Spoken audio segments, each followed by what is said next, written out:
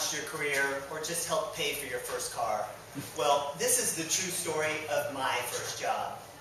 It was the spring of 1986, and my good buddy Jason Titus worked at the Rolling Hills Country Club in Wichita, Kansas, as the head roast beef cutter on the Sunday buffet. He called me one Sunday and said, "Hey man, if you want a job, get up here in 30 minutes. So I had my sister drive me down in the family battle cruiser, and I spent the afternoon washing dishes. Well, later that month, we hired another good friend of ours. His name was Matt Eddiger. He was a football player and a skateboarder and a bit crazy. And then we hired Jason's half-cousin, Rocky. Now, Rocky was kind of like the new recruit, and he never really quite fit in, and you know, we made Rocky do most of the hard work. At that point, there were 4 of us. We were 16, cocky, and highly unsupervised. My career might have started as a dishwasher, but I had a strong desire to move up to the buffet line, and ultimately the crowning jewel position, the assistant to the head roast beef cutter on the Sunday buffet. What started as probably the worst hiring decision in Rolling Hills Country Club history quickly morphed into one of the strongest restaurant labor unions in West Wichita. This is the true story of the rise and fall of the West Side Wichita Beefcutters Union. Also known in restaurant circles as WWBCU. BCU! Now, why would we unionize a beef cutter on a buffet line, you might ask? That's a good question. Well, Rolling Hills, like most country clubs, was funded by annual membership dues, so it really didn't have to turn a profit. It was poorly managed, loosely regulated, and ripe for union takeover. With long hours on the buffet lines for your reunions and your anniversaries and your golf tournaments, and very few breaks. Oh yeah, throw in some sharp knives, the heat lamp, and the scolding au jus, and the buffet line becomes a very dangerous place. And I'm here to tell you that there is an art to beef cutting, okay?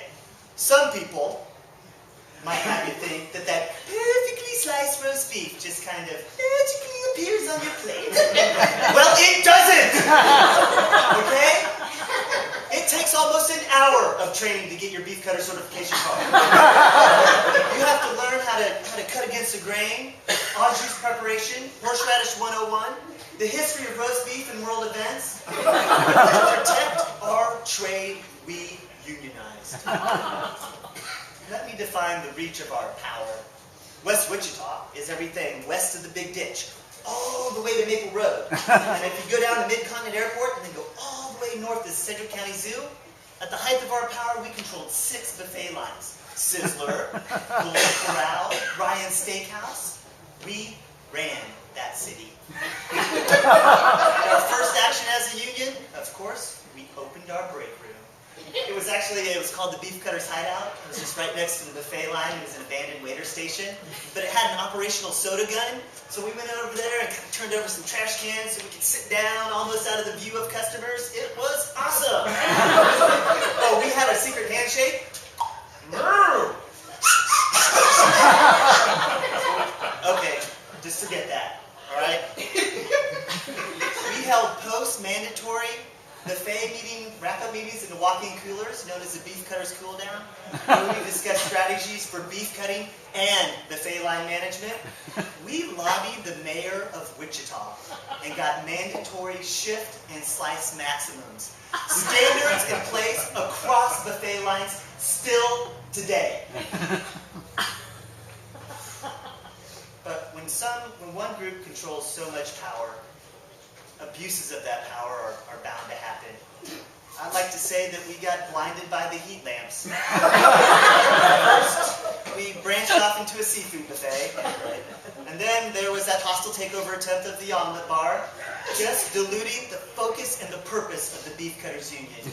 Then we were demanding kickbacks from the tip jar. We were watering down the bottles of liquor.